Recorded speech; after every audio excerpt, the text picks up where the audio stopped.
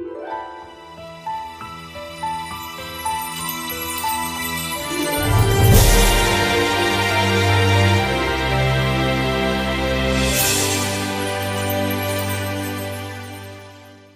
this is Chris. Keeping it real, facts over here. My spreadsheet continues to get larger. I've expanded it onto another page so I can explore some more statistics. What I wanted to look at today was the number of people who have active cases of coronavirus, COVID-19 in North Carolina. And I derived this number by taking the total number of cases and subtracting from that number the total number recovered. And that leaves you with people who have active cases. Now this total here for the 7-day rolling average and the 7-day cumulative total assumes that once there's a case, there's 2 weeks after that the person is clear of the disease if they get better. Now that might not, or they die, unfortunately. But that is a kind of an assumption.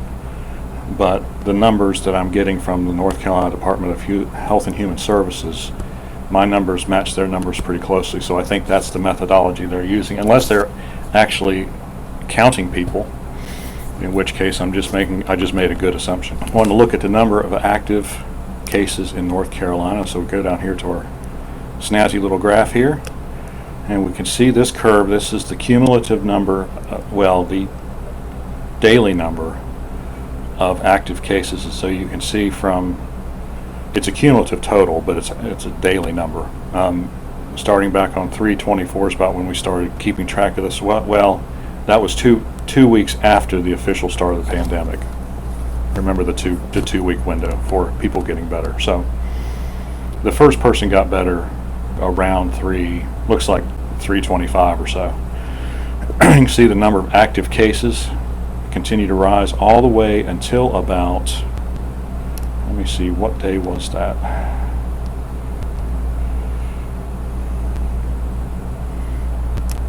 It was 326, right there, 729. So we have had now 11 recorded days of decreasing number of active cases because exceeding the number of recoveries is exceeding the number of new cases. I'm glad I was able to get that out. It's not even that early either. So that's what's going on with this graph. And so you can see that as of about 7:29, or as of 7:29, the number of active cases has been on the decline, and that is also confirmed by the rolling average, taking the rolling average of active cases and subtracting the rolling average of the number of recovered cases. So you can see it's going negative right here, which is exactly what this graph is doing. Just two sides of the same coin.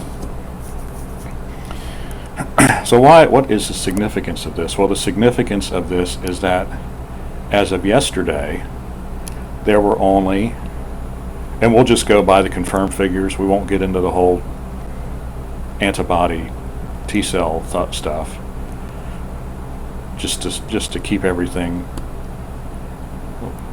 factual as possible. There are only 27,808 active cases in North Carolina, down from 331,616 about, or let me see, what was that? 649, about 11 or 12 days ago. So that means that's that much less chance that you have to get the virus from somebody else. And so that's good news, because as long as this curve keeps going down, we'll be in good shape. And the only thing that I can see that might interrupt this downward slope is this college is going back to school.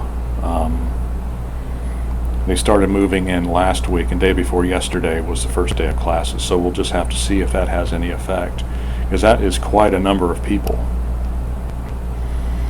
I don't know if students are counted, if they get it, if they're counted from the state they came from, or the country they came from, or our state.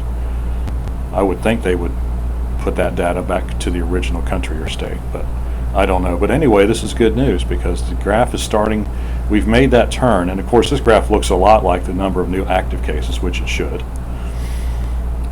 And I was going to try to, I need to get out my math books and figure out rate of change so I can come up with a date when I think this is going to be over, because if this is a bell curve, then it's going to be over in about 2 or 3 months, I hope. We'll just see if this curve either goes down as quickly, or maybe it might go down more quickly. Heard a very interesting interview yesterday. I'll probably have to comment on that one. Talking about how quickly this virus moves through a population, and then, once it moves through and there's nobody left to infect, the infection rate drops. And it doesn't matter what you do. It doesn't matter if you have a lockdown, doesn't matter this, doesn't matter that. A virus moves through a population, was the gist of what he said.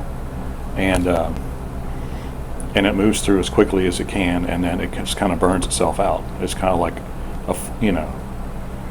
a forest fire. When it gets to the end of something to burn up, it goes out, and it goes out pretty quick.